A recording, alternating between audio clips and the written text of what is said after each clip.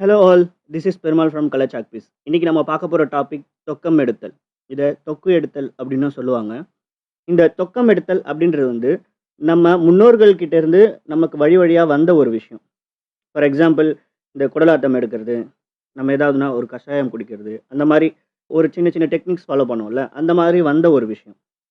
But இந்த தொக்கம் எடுத்தல் அப்படின்றது ஆக்சுவலாக நம்ம முன்னோர்கள் எப்படி பயன்படுத்தினாங்க, இப்போ அதை வச்சு என்ன விதமான ஏமாற்று வேலைகள்லாம் நடக்குது, அது சரியா, அது நம்ம ஃபாலோ பண்ணலாமா அப்படின்ற விஷயத்த இந்த வீடியோவில் ஷார்ட்டாக பார்த்துடலாம்.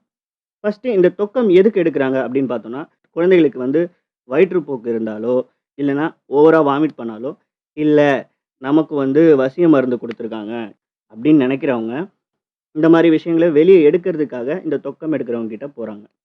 இப்படி போகிறவங்களுக்கு எப்படி தொக்கம் எடுக்கிறாங்கன்னு பார்த்தோன்னா, ஒரு சின்ன குழல் மாதிரியான ஒரு ஆப்ஜெக்ட் எடுத்து தொக்கம் எடுக்க வந்தவரோட வாயில வச்சு, அப்படியே உறிஞ்சு அவங்க வாய் மூலியமா வெளியே எடுத்துடுறாங்க. அப்படின்ற நம்பிக்கை இருக்கு. இந்த தொக்கம் அப்படின்றத தொக்கம் எடுத்தல்னு சொல்லுவாங்க. உறிஞ்சு எடுத்தல் அப்படின்ற டெர்ம்லயும் சொல்றாங்க. நம்ம மக்கள பத்தி சொல்ல தேவையில்ல. ஈஸியா இந்த மாதிரியான விஷயங்கள நம்பி போய் காசு குடுத்து தொக்கம் எடுத்துடும் அப்படின்னு வந்துடுறாங்க. பட் ஆக்சுவலா என்ன நடக்குதுன்னா, தொக்கம் எடுக்கிறவங்க முன்கூட்டியே கல்லு, சாக்லேட் கவர்ஸ் இதெல்லாம் தங்கிட்ட வச்சுக்கிறாங்க. தொக்கம் எடுக்கும்போது அவங்க வாயிலேருந்து உறிஞ்சி எடுத்த மாதிரி ஆக்டிங் பண்ணி, நம்ம பாக்கெட்லயோ எங்கேயாவது ஒளிச்சு வச்சிருக்க கல்லு இல்ல சாக்லேட் கவர் எடுத்து, இதுதான் உங்க வயித்துலேருந்து நான் எடுத்தேன். இந்த வசியமா உங்களுக்கு லட்டுல வச்சு குடுத்துருக்காங்க.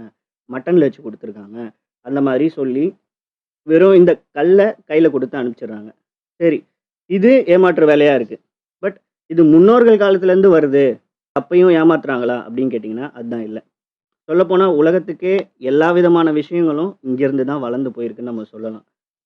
கலையா இருக்கட்டும், இலக்கியமா இருக்கட்டும், சமையலா இருக்கட்டும், மருத்துவமா இருக்கட்டும், எல்லா விஷயங்களுக்கும் நம்ம தான் வந்து முன்னோடியா இருந்திருக்கோம். அப்படி இருக்கும்போது, நம் முன்னோர்கள் பயன்படுத்தின நெறைய விஷயங்கள் தவறா புரிந்து கொள்ளப்பட்டு, ஏமாற்று வேலைக்காக பயன்படுத்தப்படுது. அந்த மாரி ஒரு விஷயம் தான் இந்த தொக்கு இல்லன்னா தொக்கம் எடுத்தல் அப்படின்னு நம்ம பார்க்கலாம். அப்ப நம்ம முன்னோர்கள் எப்படி தொக்கம் எடுத்தல் அப்படின்ற விஷயத்த ஃபாலோ பண்ணிட்டு வந்திருப்பாங்க அப்படின்னு நம்ம பார்த்தோம்னா, குழந்தைகள் வந்து ஏதாவது முழுங்கிட்டாலோ, அவங்க தொண்டையில ஏதாவது சிக்கியிருந்தாலோ, அவங்கள வாமிட் பண்ண வச்சு அத எடுக்கணும். அதுக்காக ஒரு ரொம்ப கசப்பான கசாயம், இல்ல கசப்பான திரவம் ஏதாவது நம்ம வாயில வச்சுக்கிட்டு, இந்த குழல் போன்ற ஒரு பொருள யூஸ் பண்ணி, அத டைரக்ட்டா குழந்தையோட தொண்டைக்கு செலுத்துறாங்க. அதாவது கசப்பான திரவத்த குழந்தையோட தொண்டைக்கு செலுத்துறதுக்காக தான் இந்த குழலை யூஸ் பண்ணியிருக்காங்க. அதனால அந்த குழந்தை என்ன பண்ணும்னா, கசப்பு தாங்க முடியாம வாமிட் பண்ணிடும். வாமிட் பண்ணும்போது அது ஏதாவது ஒரு சின்ன சின்ன பொருட்கள முழுங்கியிருந்தா, அது வெளிய வந்துரும். இப்படி தான் அவங்க பயன்படுத்திருக்காங்க. அப்படியும் இல்ல அப்படின்னா, நமக்கு கண்ணுக்கு தெரிஞ்சு ஏதோ ஒரு விஷயம் வந்து குழந்தையோட தொண்டையில இருந்ததுன்னா, அத எடுக்கிறதுக்கு பயன்படுத்தியிருப்பாங்க. ஆனா இந்த காலத்துல என்ன சொல்றாங்கன்னா, நம்மளோட வயித்துல இருந்தே கல்ல வந்து வெளிய எடுக்குறாங்க. அந்த மாதிரி ரொம்ப அப்பட்டமா ஏமாத்திட்டு இருக்காங்க. இது சில நேரங்கள்ல உயிரிழப்ப கூட ஏற்படுத்திடுது. ஒரு குழந்தைக்கு உடல்நிலை சரியில்லாம தொக்கம் எடுத்திருக்காங்க. இந்த தொக்கம் எடுத்ததுக்கு அப்புறம் அந்த குழந்தையோட உடல்நிலை இன்னும் மோசமாகி, அந்த குழந்தை இறந்தே போயிட்டுருக்கு. இது செய்தித்தாள்லயும் வந்திருக்கு. இப்போ மருத்துவர்கள் வந்து இந்த தொக்கம் எடுத்தல பத்தி என்ன நினைக்கிறாங்க அப்படின்றத பாருங்க. அந்த தொக்கை எடுக்கிறதுக்குன்னு ஒரு ஆள் இருப்பார் அந்தந்த ஊரில். அவர் உள்ள ஒரு சின்ன ஒரு பைப்பை விட்டு எதையோ உறிஞ்சி எடுத்துட்டேன் அப்படின்னு சொல்லி ஒரு பொருளை கொடுத்துருவாரு. மக்களும் ரொம்ப சந்தோஷமாக உள்ளே மாட்டிகிட்டு இருந்த விஷயம் வெளியே வந்துருச்சு, ஸோ எல்லாம் நோயெல்லாம் சரியாக போயிடும் அப்படின்னு சொல்லிட்டு திரும்ப வந்துடுவாங்க. இதுக்கு பேர் தான் தொக்கம் எடுக்கிறது. சரி, இதில் என்ன பிரச்சனை? அதாவது நீங்கள் அடிப்படையில் 3 விஷயங்கள் தெரிஞ்சுக்கணும். ஒன்று, நீங்கள் நினைக்கிற மாதிரி குடலோ நம்ம உணவு குழாயோ அவ்வளோ சின்னது கிடையாது. பல வாட்டி பெரிய 5 ரூபா 10 ரூபா காயின்லாம் கூட உள்ளே போய் ஒன்றுமே ஆகாமல் எதுவுமே பண்ணாமல் தானாக வெளியே வந்துடும். அவ்வளோ பெரிய சைஸ் நம்ம குடல்து. இதில் இந்த பட்டாணி முடி பருப்புலாம் வந்து தானாக வந்து வெளியே வந்துடும். இதெல்லாம் போய் அடைக்கும்னு நம்புறதே வந்து மூடத்தனம். சரி, அப்படியே ஒரு குழந்தை பெரிய பொருளாக முழுங்கிருச்சுன்னு சந்தேகப்படுறாங்கன்னே வச்சுப்போம். பெரிய காயினில் ஏதோ ஒன்று முழுங்கிருச்சுன்னு வச்சுப்போம்.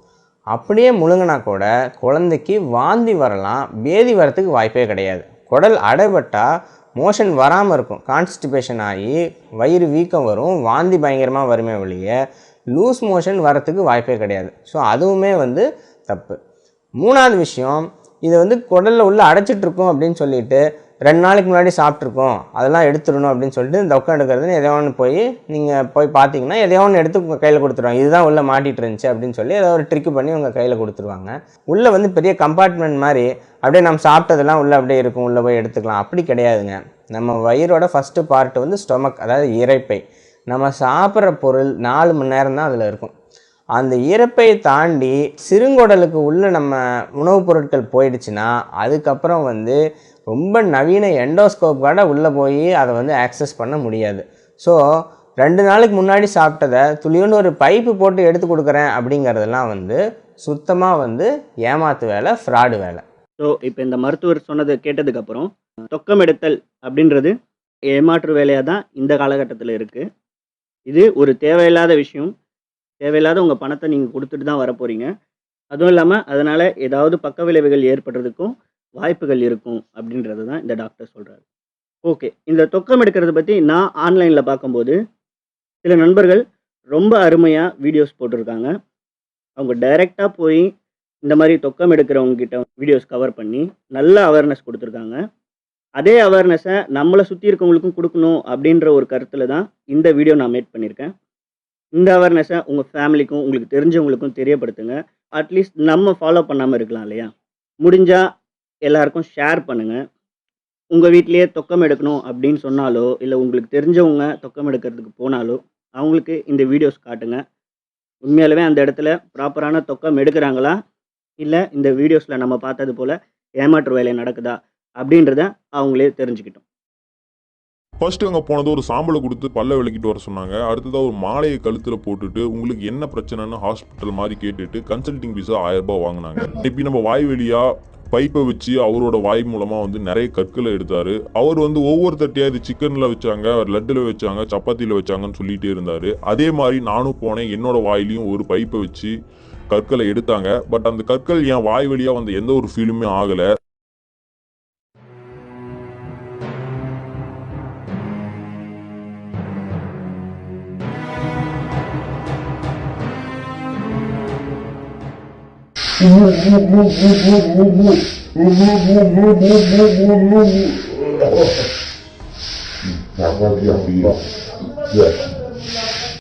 இந்த வீடியோ உங்களுக்கு பிடிச்சிருந்துன்னா என் சேனலை சப்ஸ்கிரைப் பண்ணுங்கள்.